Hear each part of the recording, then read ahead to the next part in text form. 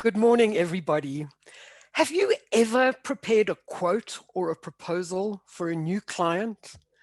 A client much bigger than your normal clients, and never heard a word back, or even been turned down? Oftentimes, we put a lot of time and energy into doing a new quote or a proposal, and we don't get any feedback from the prospective clients. Are you getting 4 or 5 figure deals and you want 5, 6 or 7 figure deals? Do you know that you have really got the best skills to deliver what the potential client is asking, but you just can't seem to get a breakthrough into the exciting big business world? Don't feel alone. Many people are terrific at what they do, but they don't get the clients they want, and they don't develop from being a small business or entrepreneur to being a bigger business. It happens to all of us. Whether you are an entrepreneur, a small businessman, or even a corporate career animal like I am.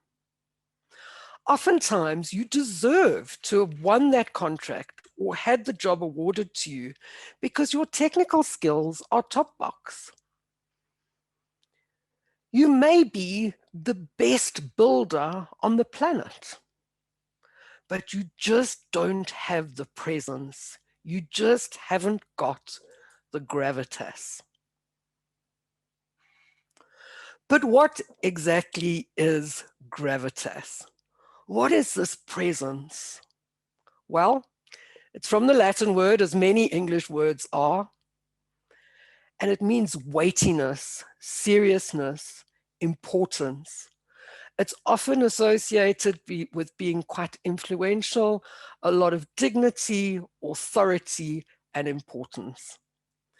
And people who have gravitas, they are grounded, they possess sound judgment, and they're able to deal with difficult issues even when they are under fire. It's a really important leadership skill for building your success.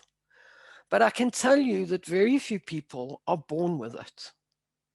And when I start talking about it, a lot of people think that I'm talking about the way you dress or the way your hair is done.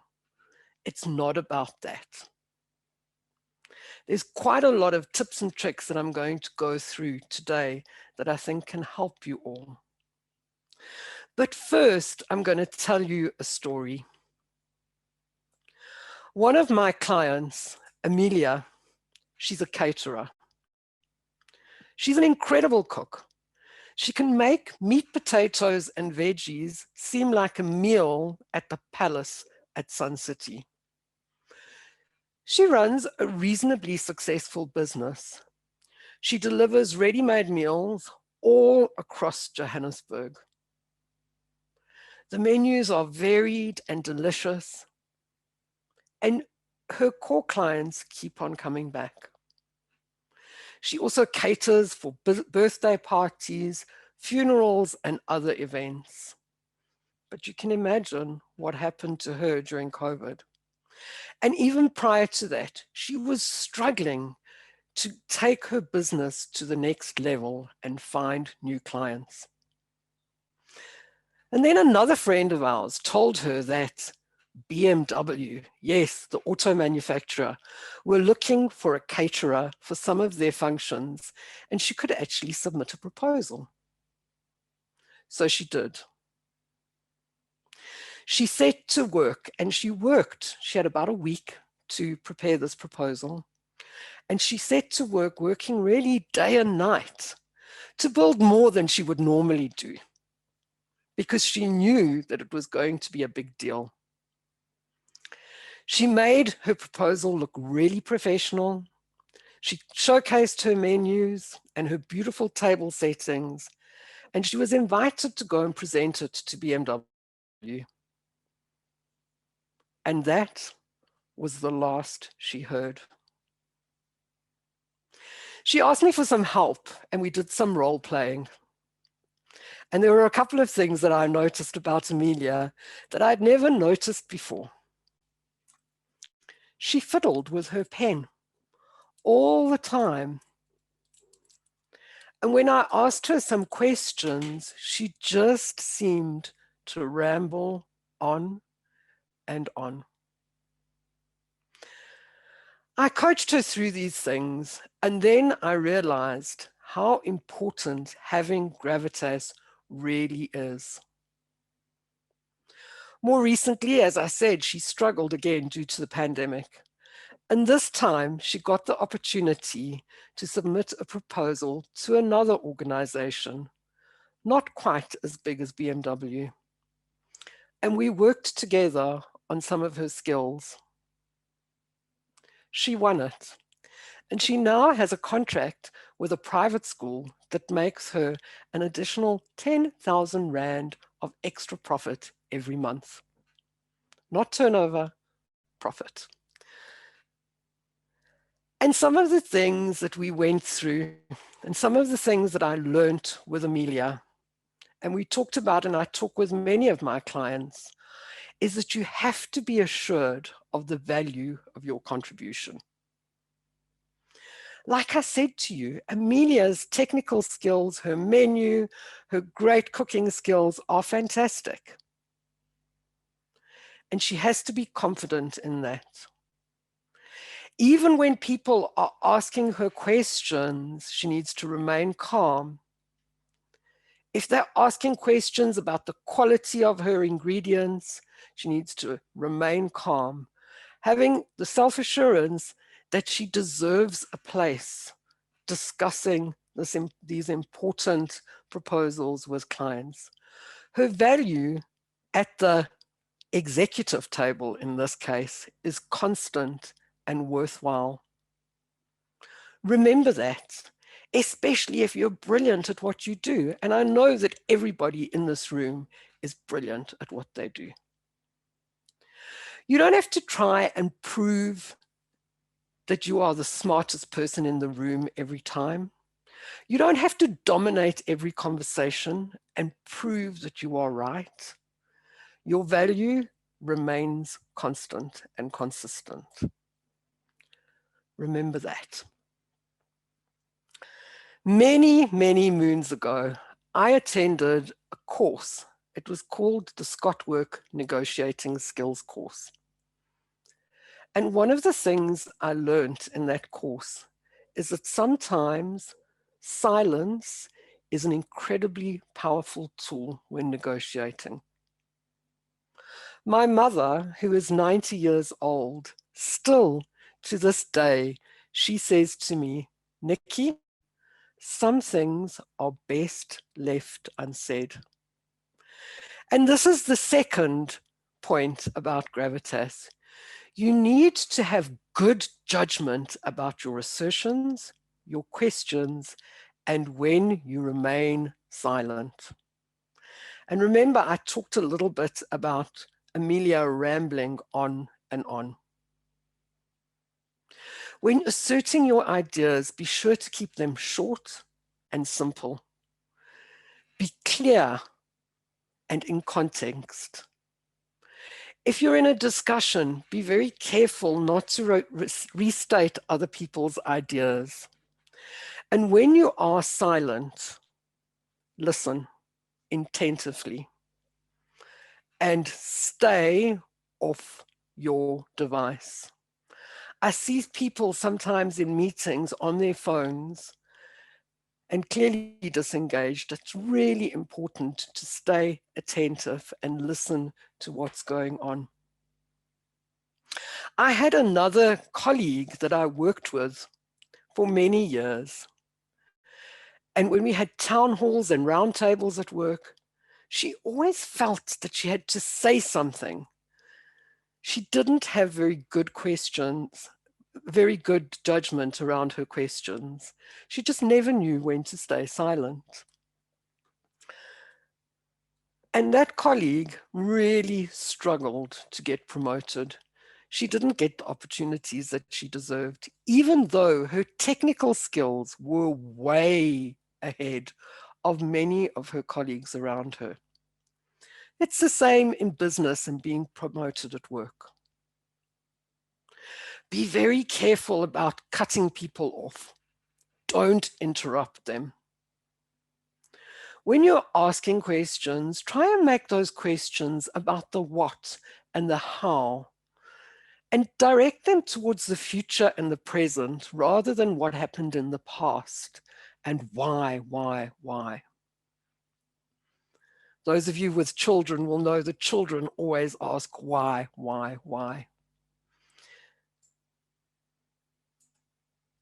The third thing is to avoid unhelpful verbal habits. We all listen to the radio and we hear people saying things like,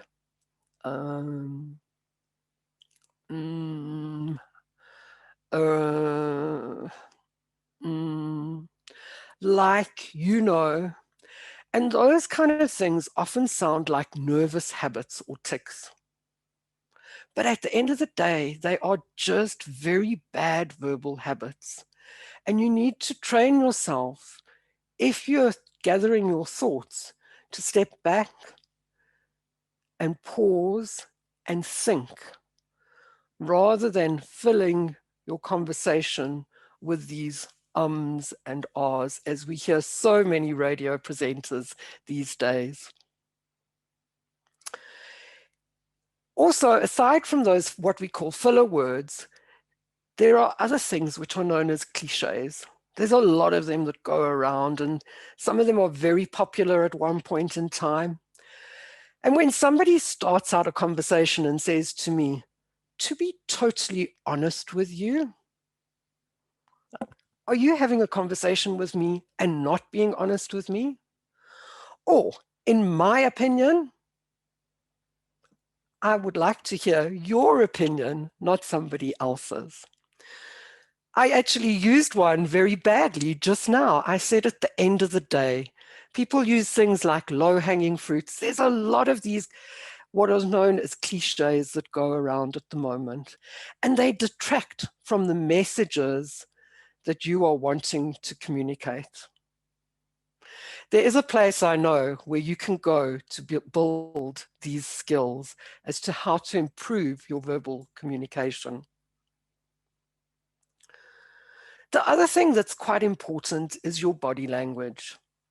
I think it's important to remember that about 80% of communication is nonverbal. So it's not about the words that you are saying. It's about how you show up. And that nonverbal communication is often underplayed or completely disregarded. Whether you pitch up at a meeting, and whether it's here on Zoom or in person, which I'm sure many of you are meeting with your clients and potential clients, if you pitch up with your arms crossed, a frown on your face, slouching in your chair, or sitting forward and being engaged, smiling and listening to what is said, it's critical to actually establishing that strong presence. Also, those habits, like I said, fiddling with a pen, chewing gum, chewing your pen, fiddling with your hair, that all detracts from your message and what you're trying to say.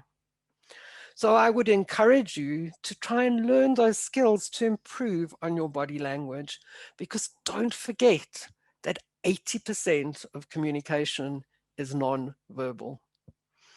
The words you say are critical, but the things you do are almost more critical.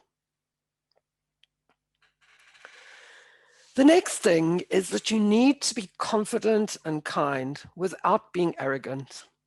You know, so often there are people who are good at what they do and they deserve the business, but they're just arrogant. And arrogance and gravitas cannot and they will not ever coexist. These folks who deserve a seat at the table, these folks who deserve to get big deals and to grow their business from small businesses to bigger businesses. They don't have to prove it all the time by being in your face. Nothing to prove, nothing to win. And one of the other things that is really important is that when you are confident and kind, you treat those who don't respect you or you don't respect. Treat everybody respectfully. And never, ever throw your colleagues, your business partners, or your peers under the bus. Take responsibility. You know, when people behave badly and they're arrogant and they are loud and in your face all the time, people actually find it quite overbearing sometimes, and they see individuals perhaps as being a little bit insecure. The really good thing is, as I said, these are 6 things that you can actually learn and develop. These things are skills that can be grown.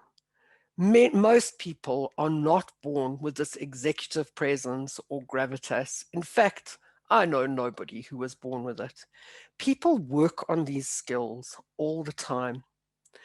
And what I find really useful is when I'm in a negotiation with a client or discussing a potential job that we're going to do, is I'm always observing myself and looking to see if I'm actually being helpful.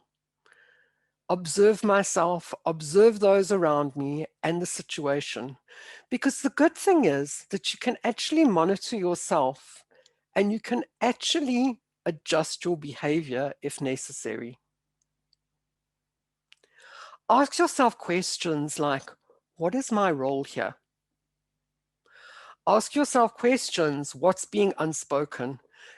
I've mentioned body language. You can pick up a lot about a potential client by watching their body language too. Ask yourself if your participation is helping progress the conversation, or is it just keeping it standard? Or is it hindering the direction of moving the conversation forward? Ask yourself what's needed. These are all self-monitoring questions that will help you adjust the impact and your influence that you have in real time. These are all incredible skills that you can develop, and they will help you. I would like to hear from all of you. Which of these skills do you think will help you grow your clients? Which of these skills will get you a place at the table with bigger, more important clients? Building your self-confidence, better judgment around the questions that you ask, changing your verbal habits, improving your body language, or adjusting your behavior on an ongoing basis. And look at that, 69% of you say that better judgment around questions. But with the exception of adjusting your behavior, all of them are around about 40 to 50%. So at least half of you do believe that it would actually help to include and improve upon those skills. I'm going to tell you again, it doesn't matter where you are, whether you are in a tiny startup business, whether you have a reasonably sized organization, or whether you have come from corporate or you have friends or family that are in corporate. These skills can help you improve how you show up. They can make you more successful.